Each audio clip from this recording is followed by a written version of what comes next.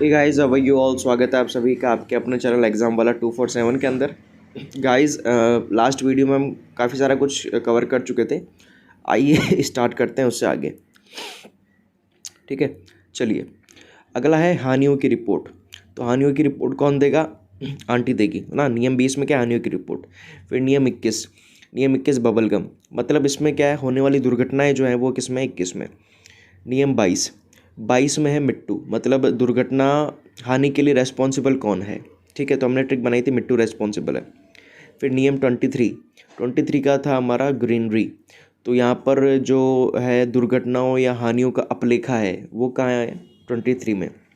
फिर आउटडोर, इसमें है कि उसके कर्तव्य या विभागीय नियम कहाँ लिखे जाएंगे? आउटडोर में लिखे जाएंगे।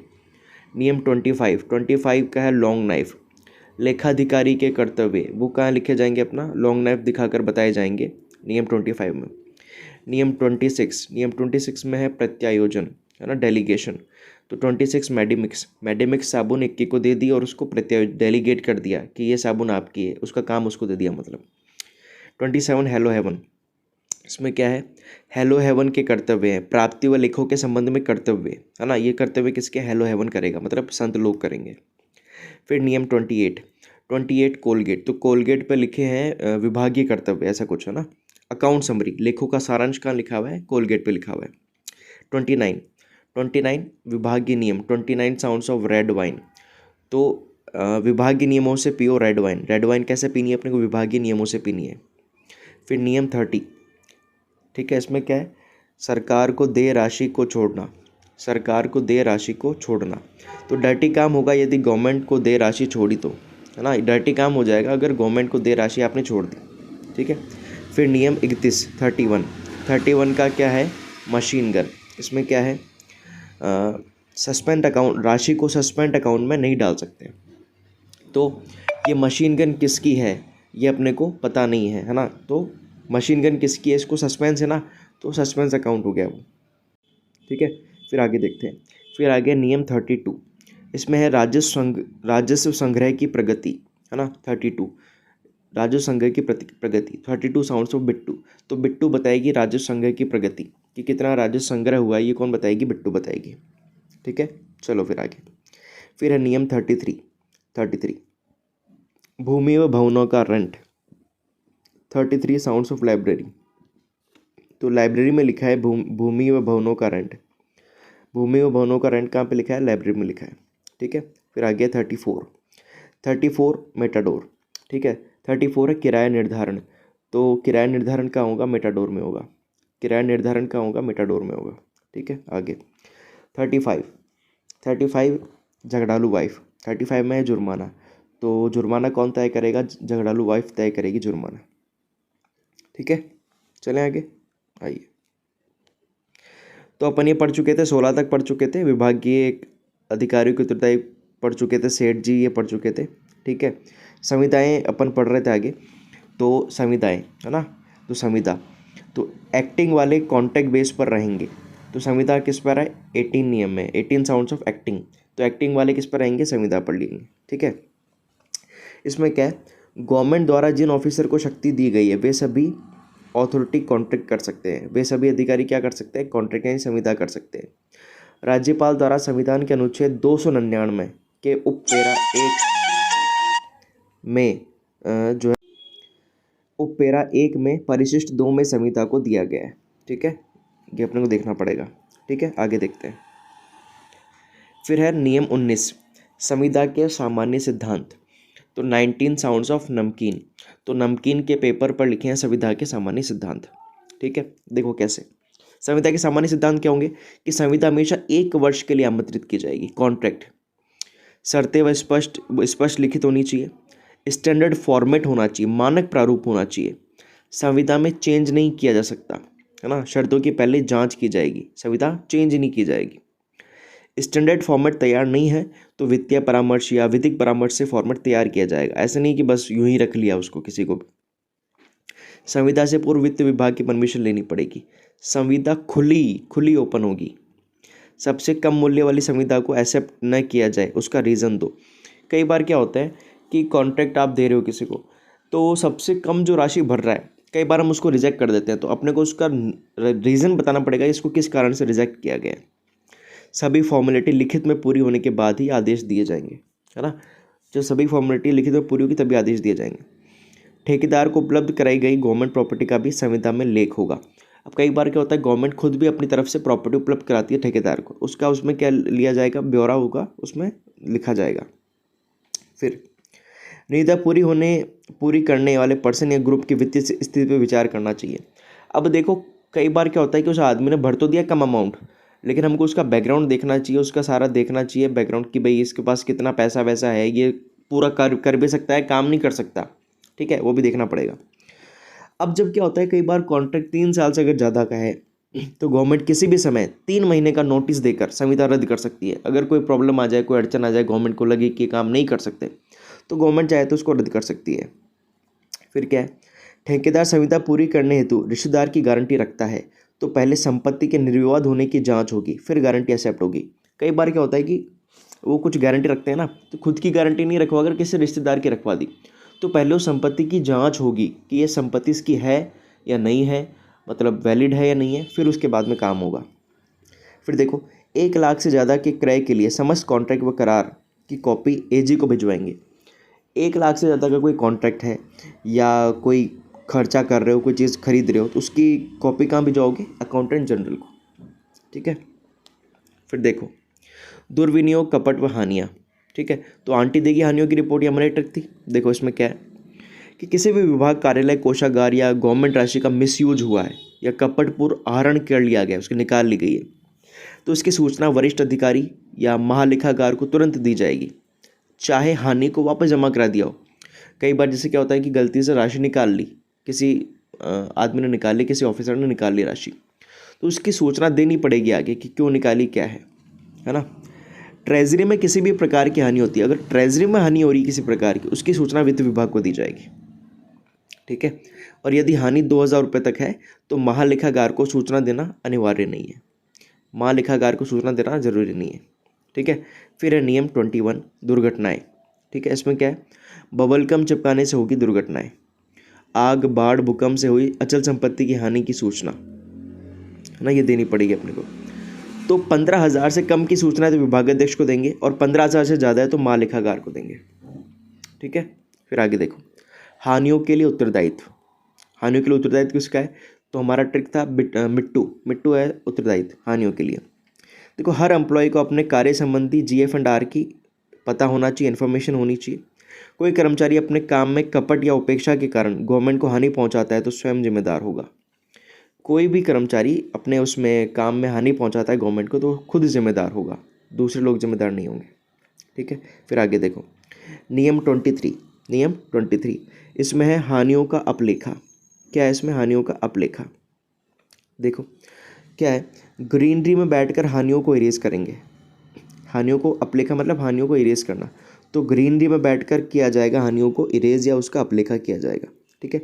प्राकृतिक कारणों से हुई हानियाँ कैन बी डिलीटेड, जो हानियाँ प्राकृतिक कारणों से हुई है वो डिलीट की जा सकती है, ठीक है। आगे देखो विभागीय नियम, ठीक है। 24 आउटडोर, तो आउटडोर में क्या लिखे जाएंगे, विभागीय नियम, या विभागीय नियम कहाँ पढ़े, आउटडोर में पढ़े।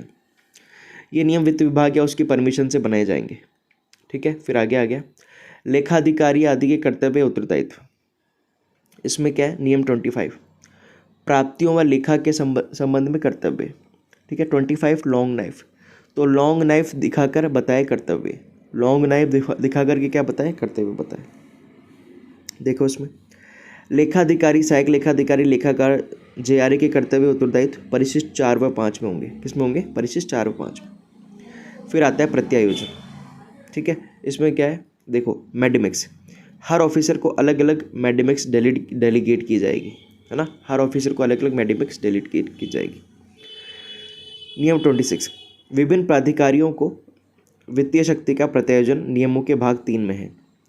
विभिन्न कर्मचारियों अधिकारियों को वित्तीय शक्ति का प्रत्यायोजन नियम किस में है, भाग 3 में।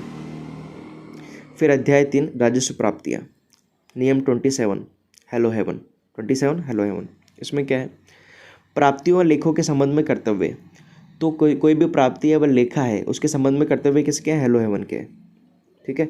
सिंपल सी बात है। हर नियंत्रण अधिकारी सरकार से संबंधित सारी राशि नियमित निर्धारित करके मूल कर संचित निधि में जमा कराएगा, है ना, उसको जमा करानी पड़ेगी जो भी राशि टैक्स कलेक्ट हुआ है वो। मासिक लेखे व विवरण, नियंत्रण अधिकारी GA 13 में प्रपत्र में मंथली डेटा अकाउंट्स सारी सूचना महालेखागार को देगा। जो नियंत्रण अधिकारी सारी सूचना किसको देगा भैया? महालेखागार को देगा कि भाई कैसा कैसा है, कौन कौन सी सूचनाएं हैं, कैसा कैसा हुआ है वो सारा। फिर देखो नियम 28, इसमें है लेखों का सारांश, अकाउंट समरी। तो 28 कोलगेट के जो पैक है उस पर लिखा गया अकाउंट का सारांश, ठीक है। फिर देखो अकाउंटेंट जनरल अपने लेखों की समरी हर माह नियंत्रण अधिकारी को भेजेगा। कहाँ भेजेगा? नियंत्रण अधिकारी को हर महीने भेजेगा। फिर नियंत्रण अधिकारी वेरीफाई करेगा उसे अपने अकाउंट से। अगर त्रुटि है तो त्रुटि के लिए GA 15 महालेखागार को भेजा जाएगा कि भाई ये त्रुटि है।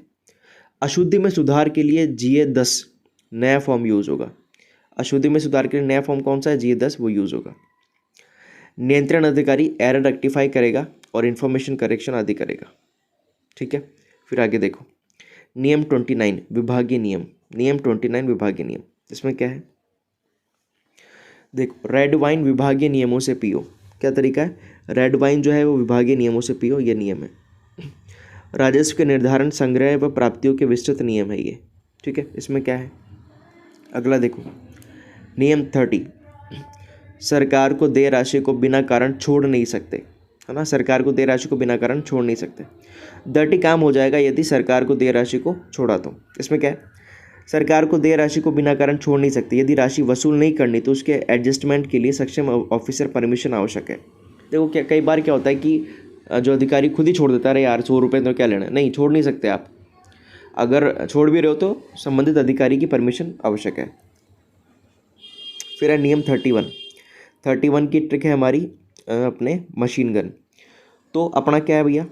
किसी भी राशि को बिना परमिशन उचंती खाते में नहीं डाल सकते। देखो क्या होता है कि कई बार कोई राशि आ गई और उसको वास्तविक खाते में प्रयोग नहीं करना। अभी जैसे अपने को मार्च में कोई राशि प्रयोग करनी है, अब राशि जनवरी में आ गई तो उस राशि को तो यूज़ लेना पड़ेगा, नहीं तो वो राशि लैप्स हो जाएगी। तो अपन ने क्या किया, जनवरी में उसको किसी और अकाउंट में डाल दिया कि भाई हम इसमें यूज़ कर लेंगे, बाद में कर लेंगे वास्तविक कार्य के लिए। तो ऐसे नहीं कर सकते आप, उचंती सचमुच अकाउंट में नहीं डाल सकते, ठीक है। और अकाउंट्स में जो एंट्री होगी वो वास्तविक वसूली के बाद ही की जाएगी, है ना। कोई भी कैश बुक में कोई भी चीज़ लिखोगे वो तभी लिखोगे जब वास्तव में राशि आपके पास आ चुकी है, ठीक है। फिर अगला है 32, है ना। इसमें क्या है? 32 बिट्टू बताएगी राजस्व संग्रह की प्रगति। कितना राजस्व संग्रह हुआ है, बजट में कितना बताया था, अपना कितना संग्रह हुआ, अंतर कितना है, ये सब, ठीक है। इसमें देखो बजट अनुमान की तुलना सूचना वित्त विभाग को दी जाएगी। बजट अनुमान कितना था, रियल राजस्व संग्रह कितना हुआ, अंतर की इन्फॉर्मेशन दी जाएगी। इसके लिए प्रपत्र GA 15 और GA 14 यूज़ होंगे। कौन से प्रपत्र यूज़ होंगे? GA 15 और GA 14, ठीक है। फिर आगे नियम 33 भूमि व भवनों का रेंट। नियम 33 में क्या है? भूमि व भवनों का रेंट। देखो 33 लाइब्रेरी में, तो लाइब्रेरी में लिखा है भूमि व भवनों का रेंट। कहाँ लिखा है? लाइब्रेरी में लिखा है भूमि व भवनों का रेंट। किसी भवन की मेंटेनेंस PWD के अलावा अन्य विभाग के पास है तो उस विभाग का विभागाध्यक्ष ही रेंट लेगा। जैसे कई बार क्या होता है, हमेशा PWD रख रखाव करता है, ये सब काम होता है, लेकिन अगर इसकी जो चीज़ है वो अन्य के पास है ना, अधिकारी दूसरा है, तो वो लेगा फिर रेंट। जो रेंट PWD के अधीन आते हैं वो PWD वसूलेगा। फिर है नियम 34 किराए का निर्धारण, ठीक है। तो इसमें क्या लिखा है? मेटाडोर में करेंगे किराए का निर्धारण। किराए का निर्धारण किस में करेंगे? अपन मेटाडोर में बैठ कर करेंगे किराए का निर्धारण, ठीक है। कौन करेगा? PWD। फिर आगे देखो नियम 35 जुर्माना। 35 झगड़ालू वाइफ। तो जुर्माना कौन लेगी? झगड़ालू वाइफ लेगी। तो जुर्माना जो ऑफिसर जुर्माना लेगा वो मेक श्योर करेगा कि जुर्माना कोषागार में जमा करा दिया है। जुर्माना ये लेके नहीं खुद रख लिया है, खुद के काम में ले लिया, नहीं, कोषागार में इसको जमा कराना पड़ेगा, ट्रेजरी में जमा कराना पड़ेगा। फिर है नियम 36 जुर्माने का विवरण। अंकल चिप्स पर लिखा है जुर्माने का विवरण। जुर्माने का विवरण कहाँ लिखा है भैया? अंकल चिप्स पर लिखा है। जुर्माने से संबंधित सूचना विभागाध्यक्ष हर माह के एंड में डिस्ट्रिक्ट जज को निर्धारित प्रपत्र में भेजेगा, है ना। डिस्ट्रिक्ट जज को निर्धारित प्रपत्र में भेजा जाएगा। फिर नियम 37 माइकल बेवन, ठीक है, इसमें लिखा है विविध मांग। तो माइकल बेवन विविध मांग पूरी करेगा या रखेगा विविध मांग। महालेखाकार विविध मांग पर निगरानी रखेगा, जैसे राजस्व माफी है, राजस्व दावे त्यागना है, ये सब कौन देखेगा? महालेखाकार। फिर है 38 में है राजस्व दावा, है ना। तो 38 साउंड्स ऑफ स्कूल गेट, तो स्कूल गेट पर कर रहा राजस्व दावा कौन कर रहा भैया? महालेखाकार। देखो कैसे समझो, सक्षम ऑफिसर की परमिशन के बिना राजस्व दावा छोड़ा नहीं जा सकता या माफ़ नहीं किया जा सकता। जैसे कई बार होता है कि कोई टैक्स आपने लिया, कोई टैक्स बन रहा है, तो सक्षम अधिकारी की परमिशन के बिना वो छोड़ा नहीं जा सकता। सक्षम ऑफिसर अपनी पावर की सीमा में ही राजस्व माफ़ करेगा, एक लिमिट के अंदर, उसकी पावर के अंदर ही राजस्व माफ़ कर सकता है, उसके बाहर नहीं कर सकता, ठीक है। तो ये थे नियम 38 तक अपन ने पूरे कर लिए, आगे पढ़ेंगे आगे, ठीक है। अच्छी लगी वीडियो तो शेयर सब्सक्राइब कीजिए, ज़्यादा से ज़्यादा इसको देखिए, आगे भेजिए। धन्यवाद।